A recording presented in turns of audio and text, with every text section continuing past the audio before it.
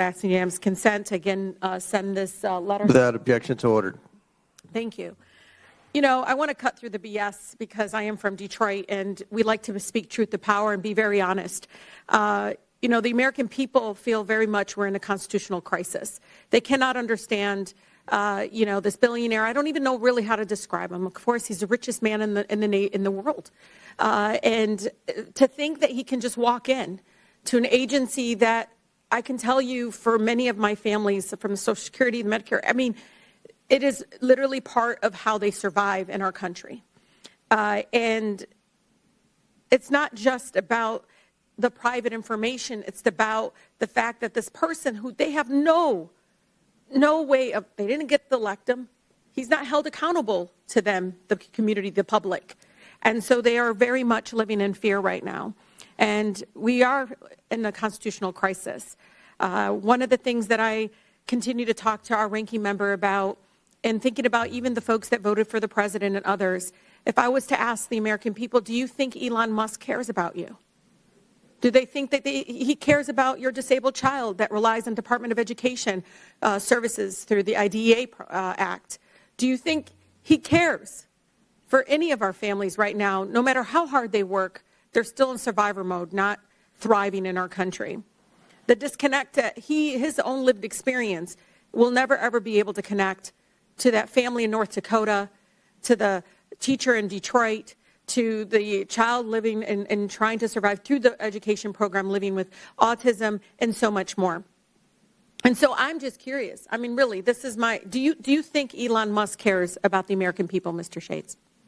I don't think that's the issue. I think the question is what is going to be done about the $36 trillion debt and the $2 trillion. So you want to talk about the debt, but the Congress, they're in control. Why not go through the public process? If you want to make cuts, then vote to cut it.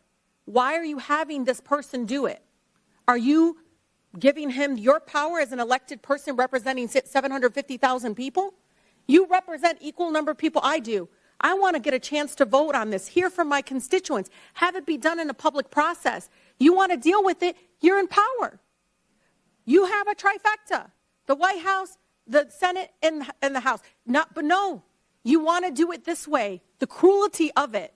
The fact that even American people, no matter in their political affiliation, I'm telling you right now, feel like they have no control over the decisions being made. Why? Because members of Congress have circumvented and said, hey, we're good. Go ahead and do it for us. Go ahead.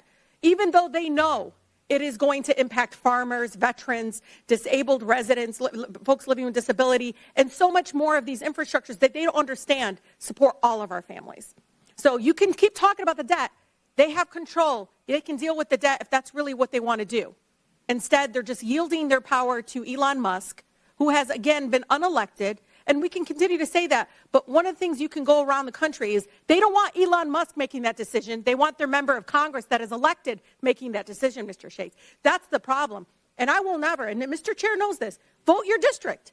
Come here and vote your district. If your district wants you to cut these various programs, go cut a public education, Department of Education, then go ahead and vote on it. Introduce a bill to cut the Department of Education. Do not say, hey, I don't have no constitution. You're just literally giving it to this person. It doesn't make any sense. Dr. Resch, do you think the American people think that Elon Musk cares about them? I don't think the American people should really care what he thinks. They should have someone making decisions who's taken an oath to the Constitution. Oh, that's actually very important, isn't it? You know, the Constitution gives Congress control over the spending, not the president, and certainly not Elon Musk. And the American people need to understand why that balance of government is there. It's to protect all of us from these kinds of decisions that are hurting people now. And Mr. Chair, just know this. This is the same man that continues to want to cut, but he has $20 billion in federal contracts. Can I get our money back? Because he is the richest man on earth, and he's still taking a handout from us, the public. $20 billion, Mr. Chair.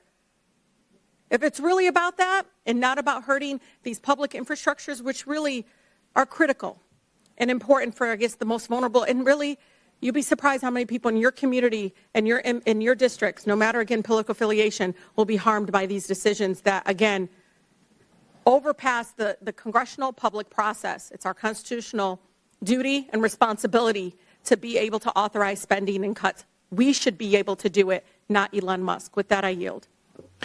Gentlelady yields. That concludes our questions.